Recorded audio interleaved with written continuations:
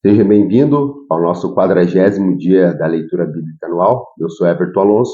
Peço que você possa deixar o teu curtir, o teu compartilhar, comentar e também ativar as notificações.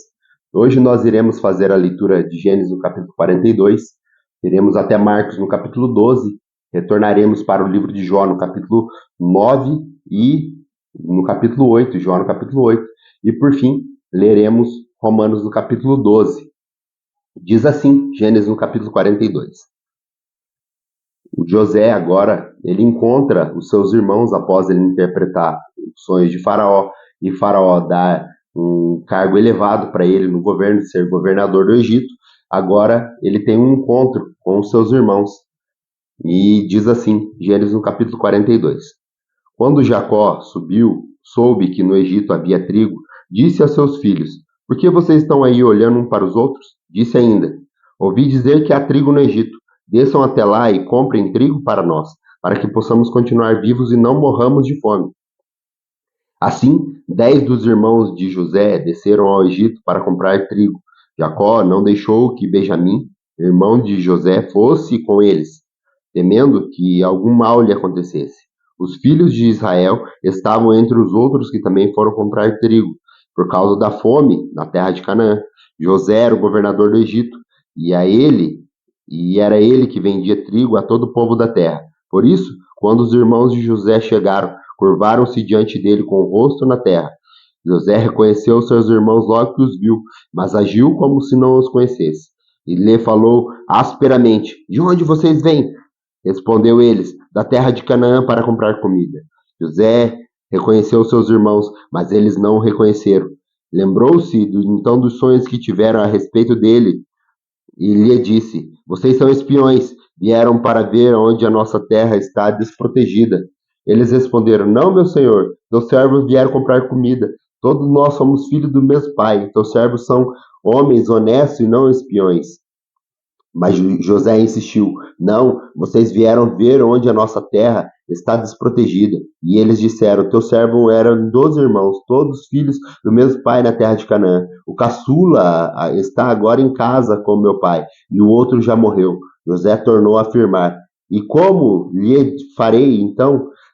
Vocês são espiões, serão postos à prova. Juro pela vida do faraó que vocês não sairão daqui enquanto o seu irmão caçula não vier para cá. Mando algum de vocês buscar o seu irmão, enquanto os demais aguardam presos. Assim ficará a prova se as suas palavras são verdadeiras ou não. Se não forem, juro pela vida do faraó que ficará confirmado que vocês são espiões.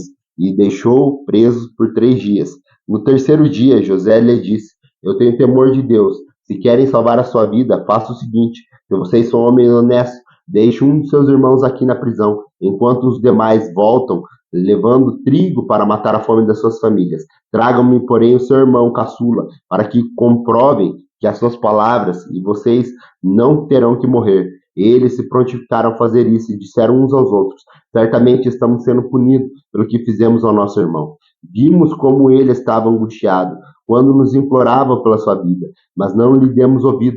Por isso nos sobreveio essa angústia. Rubem respondeu: Eu não lhe disse para que não maltratasse o menino?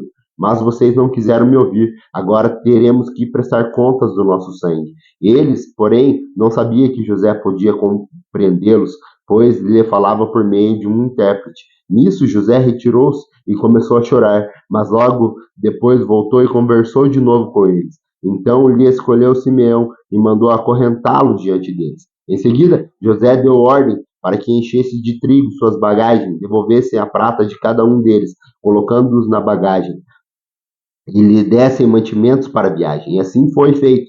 Depuseram a carga de trigo sobre os jumentos e partiram. No lugar onde pararam para pernoitar, um deles abriu a bagagem para pegar forragem para o seu jumento e viu a prata na boca da bagagem. E disse aos seus irmãos: Devolveram a minha prata e está aqui a minha bagagem. Está aqui minha bagagem. Tomados de pavor em seu coração e temendo, disseram uns aos outros: Que isso que Deus fez conosco? Ao chegarem à casa de seu pai Jacó, na terra de Canaã, relataram tudo o que aconteceu, dizendo: O homem que governa aquele país falou asperamente conosco, nos tratou como espiões, mas nós lhe asseguramos que somos homens honestos e não espiões.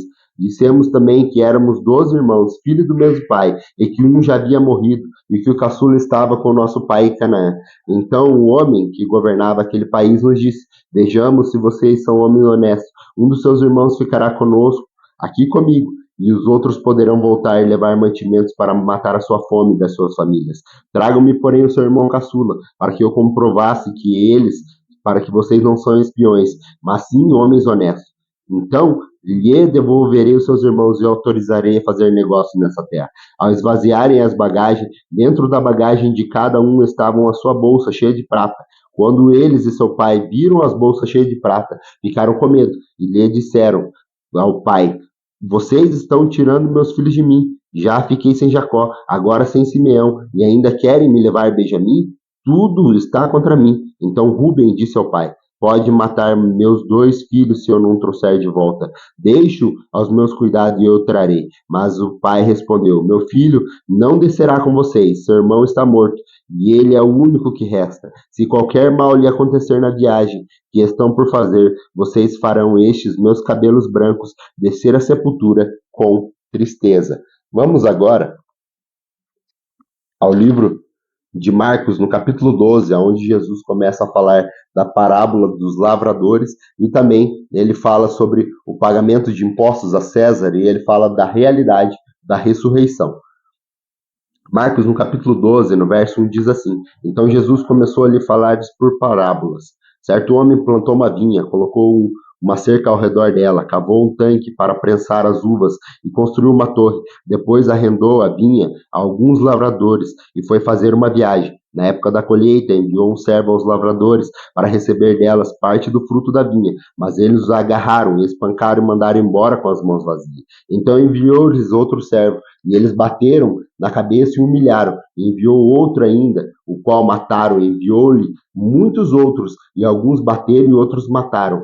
Faltavam-lhes ainda um para enviar, seu filho amado. Por fim os enviou, dizendo: Ao meu filho respeitarão. Mas os lavradores disseram uns aos outros: Este é o herdeiro, venham, vamos matá-lo, e a herança será nossa. Assim eles os agarraram e os mataram e lançaram para fora da vinha. O que fará então o dono da vinha? Virá e matará aqueles lavradores e dará a vinha aos outros? Vocês nunca leram essas passagens nas Escrituras? As pedras que os construtores rejeitaram tornou-se a pedra angular. Isso vem do Senhor e é algo maravilhoso para nós. Então começaram a procurar um meio para prendê-lo, pois perceberam que era contra eles que eles haviam contado aquela parábola. Mas tinham medo da multidão, por isso o deixaram e foram embora. Mais tarde enviaram a Jesus alguns dos fariseus e herodianos para lhe apanharem em alguma coisa que ele dissesse. Então se aproximaram dele e disseram: Mestre, sabemos que és íntegro e que não deixa se influenciar por ninguém. Por que não te prendes à aparência dos homens, mas ensina o caminho de Deus conforme a verdade? É certo pagar imposto a César ou não? Devemos pagar ou não? Mas Jesus, percebendo a hipocrisia deles, perguntou: Por que vocês estão me pondo à prova? Tragam-me um denário para que eu veja. E eles trouxeram a moeda e lhe perguntaram: De quem é essa imagem que está na inscrição? De César, responderam ele. Então Jesus lhe disse: Dê a César o que é de César e de Deus o que é de Deus. E ficaram eles admirados. Depois, os saduceus, que dizem que não há ressurreição, aproximaram-se dele com a seguinte questão: Mestre, Moisés nos deixou escrito que se um homem morrer e deixar mulher sem filho, seu irmão deverá casar com a viúva e ter filhos para o seu irmão. Havia 7 irmãos. O primeiro casou-se e morreu sem deixar filhos. O segundo casou-se com a viúva, mas também morreu sem deixar filhos. O mesmo aconteceu com o terceiro. Nenhum dos 7 deixou filhos. Finalmente morreu também a mulher. Na ressurreição de quem ela será esposa? Diz que os 7 foram casados com ela. Respondeu Jesus: Vocês estão enganados, pois não conhecem as Escrituras nem o poder de Deus. Quando os mortos ressuscitam, não se casam nem são dados em casamento, mas são como os anjos do céu. Quanto à ressurreição dos mortos, vocês não leram no livro de Moisés, no relato da sarça, como Deus lhe disse? Eu sou o Deus de Abraão, o Deus de Isaac, o Deus de Jacó. Ele não é o Deus dos mortos, mas de vivo. Vocês estão enganados. Um dos mestres da lei aproximou, ouviu-os discutindo. Notando que Jesus lhe dera uma boa resposta, perguntou: De todos os mandamentos, qual é o mais importante? Jesus respondeu: O mais importante é esse: Ouça, ó Israel, o Senhor nosso Deus é o nosso Senhor, o único Salvador. Ame o Senhor de todo o seu coração, de toda a sua alma, de todo o seu entendimento e de todas as suas forças. Este é o segundo: ame seu teu próximo como a ti mesmo. Não existe mandamento maior do que este. Muito bem, mestre, disse o homem. Está certo aos dizeres que Deus é o único e que não existe outro além dele. Amá-lo de todo o coração, de todo o entendimento e de todas as forças, e amar o próximo como a si mesmo, é o maior mandamento de todos os sacrifícios e ofertas. Vendo que ele tinha respondido sabiamente, Jesus lhe disse: você não está longe do reino de Deus. Daí em diante, ninguém mais ousava a lhe fazer pergunta. Ensinando no templo, Jesus perguntou: como os mestres da lei dizem que o Cristo é o filho de Davi? O próprio Davi estava falando pelo Espírito Santo. Disse: o Senhor disse ao meu Senhor: senta à minha direita e até que eu ponha os teus inimigos debaixo dos teus pés. O próprio Davi o chama Senhor. Como pode então eu ser seu filho? E a grande multidão o ouvia com prazer. Ao ensinar, Jesus dizia: cuidado com os mestres da lei. Eles fazem questão de andar com roupas especiais, de receber saudações na praça, de ocupar os lugares mais importantes da sinagoga e os lugares de honra nos banquetes. Eles devoram as casas das viúvas para disfarçar, fazendo longas orações. Esses receberão condenação mais severa. Jesus sentou-se na frente, no lugar onde eram colocadas as contribuições, e observava a multidão colocando dinheiro nas caixas da oferta. Muitos ricos lançavam-se ali grandes quantias, enquanto tinha uma viúva pobre, chegou-se e colocou-se 2 moedas de cobre, de muito pouco valor. Chamando-os assim os seus discípulos, Jesus declarou: afirmo que essa viúva pobre colocou na caixa de ofertas muito mais do que todos os outros. Todos deram o que sobravam, mas essa, da sua pobreza, deu tudo quanto possuía para viver. Vamos agora a Jó, no capítulo 8, onde o amigo de Jó, Bildade, responde a ele os seus questionamentos. Jó 8:1. Então Bildade de Suá respondeu: até quando você vai falar deste modo? Suas palavras são como um grande vendaval. Acaso Deus torce a justiça? Será que o Todo-Poderoso torce o que é direito? Quando seus filhos pecaram contra ele, ele os castigou pelo mal que fizeram. Mas se você procurar Deus e implorar junto ao Todo-Poderoso, se você for íntegro e puro, e se levantará agora mesmo em seu favor e restabelecerá no lugar que toda justiça cabe a você, e seu começo parecerá modesto, mas seu futuro será grande prosperidade. Pergunte às gerações anteriores e veja o que os seus pais aprenderam, pois nós nascemos ontem e não sabemos nada. Nossos dias na terra não passam de uma sombra. Acaso eles não instruirão e nem lhe falarão? Não proferirão palavras vindas de entendimento? Poderá o papiro crescer se não um pântano? Sem água cresce o junco? Mal cresce e antes de ser colhido seca-se, mais depressa do que qualquer grama. Esse é o destino de todo aquele que esquece de Deus. Assim perece a esperança dos ímpios. Aquilo em que ele confia é frágil. Aquilo em que se apoia é a teia de aranha. Encosta-se em sua teia, mas ela cede. Arranca-se a ela, mas a ela não se aguenta.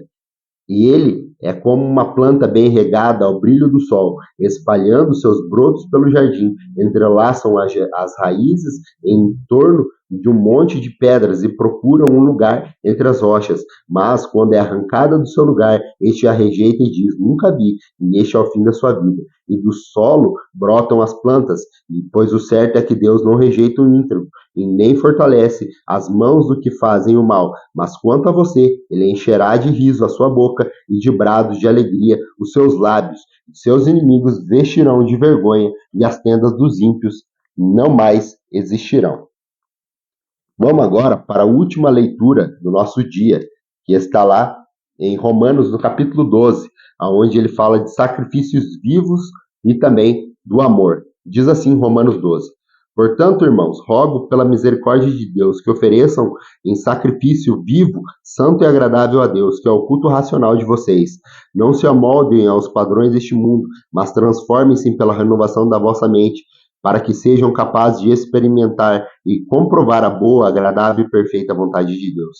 Por isso, pela graça que foi-me dada, digo a todos vocês: ninguém tenha de si mesmo um conceito mais elevado do que deve ter, mas ao contrário, tenha um conceito equilibrado, de acordo com a medida da fé que Deus lhe concedeu. Assim como cada um de nós tem um corpo com muitos membros, e esses membros não exercem todas as funções, assim também em Cristo, nós que somos muitos, Formamos um corpo e cada membro está ligado a cada um outro. Temos diferentes dons, de acordo com a graça que nos foi dada. Se alguém tem dom de profetizar, use-o na proporção da sua fé. Se o dom é de servir, sirva. Se é ensinar, ensine. Se é dar ânimo, que assim faça. Se é contribuir, e contribua generosamente. Se é exercer liderança, que exerça com zelo.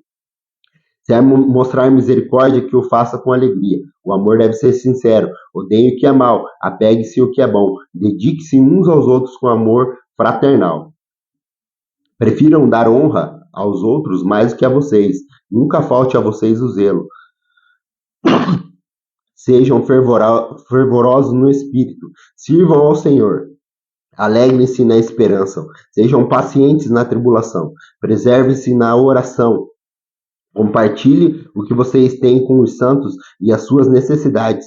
Pratiquem a hospitalidade. Abençoem aqueles que perseguem. Abençoem-nos, não amaldiçoem. Alegrem com os que se alegrem. Chorem com os que chorem. E tenham uma boa atitude, uma mesma atitude, uns para com os outros. Não sejam orgulhosos, mas estejam dispostos a associar-se a pessoas de posição inferior. Não sejam sábios aos seus próprios olhos. Não retribuam o mal por mal.